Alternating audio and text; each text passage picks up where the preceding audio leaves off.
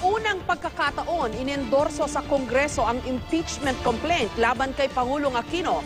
Kaugnayan ng DAP o ng Disbursement Acceleration Program. Tingin naman ng ilang senador, wala raw kahihinatnan ang reklamo laban sa Pangulo. May report si Sherry Ann Torres. Sa sigaw na yan, inihain ng mga grupong ito ang impeachment complaint laban kay Pangulong Noynoy Aquino. 27 katao mula sa iba't ibang grupo ang naghain na reklamo sa Secretary General's Office ng Kamara. Agad inendorso ni Nabayan Muna Representatives Nery Colmenares at Carlos Zarate at Anak Pawis Representative Fernando Hicap ang reklamo.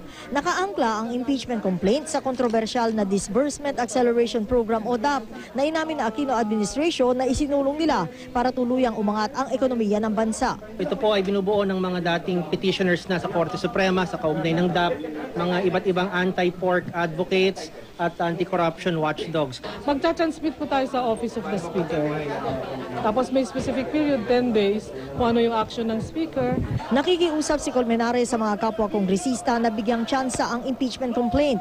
Nangako si Iloilo Representative Niel Tupas Jr., Chairman ng House Committee on Justice, na agad pag-aaralan nito. This impeachment complaint and probably the others that will be filed before the federal will be given utmost priority by the Committee on Justice. Kung ano ang tama-tama, sana huwag nang bumalik sa panahon ni former President Arroyo na numbers game. At kahit naman may merits ang complaint, porket marami siyang alyado, i-dismiss na lang. Pero ayon sa ilang senador, tila walang mararating ang impeachment complaint na ito. I will say that Pinoy did not personally benefit and he did approve the DAP in good faith. Wala pong willful violation of the Constitution na ginawa si Presidente Aquino.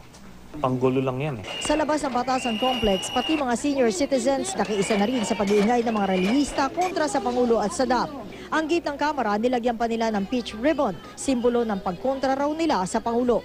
Pero kahit naihain na at naiendorso pa ng mga kongresista, mahaba pa yung lalakbayin ng impeachment complaint na ito. Bago ito maiakyat sa Senado bilang isang impeachment court, kailangan muna na makalusot sa House Committee on Justice ang form and substance ng impeachment complaint na ito. Kailangan din makakuha ito ng majority votes pagdating doon sa issue ng sufficiency in grounds at probable cause. Bukas, inaasahan maghahain ng isa pang impeachment complaint ang youth sector na susundan naman ng mga guro sa Miyerkules. Sherry Ann Torres, GMA News.